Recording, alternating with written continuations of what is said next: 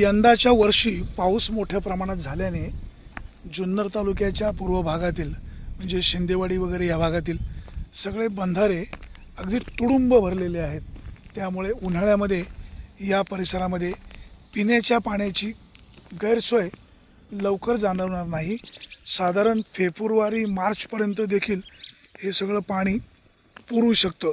यंदा निसर्ग या परिसरासाठी खऱ्या अर्थाने म्हणजे पाऊस पडल्यामुळे उन्हाळ्यात या लोकांना पाण्याचा तुटवडा भासणार नाही। त्यामुळे या भागातील उन्हाळ्याच्या पिण्याच्या पाण्याचा प्रश्न हा मार्गी लागू शकतो। शिंदेवाडी परिसरामध्ये पडलेल्या पावसामुळे यंदा हे सगळे बंधारे भरलेले आहेत। त्यामुळे या भागात उन्हाळ्यात पिण्याच्या पाण्याची थोडीफार काही गैरसोय होऊ शकते, परंतु जनावरांच्या पिण्याच्या पाण्याची गैरसोय निश्चित दूर होणार आहे।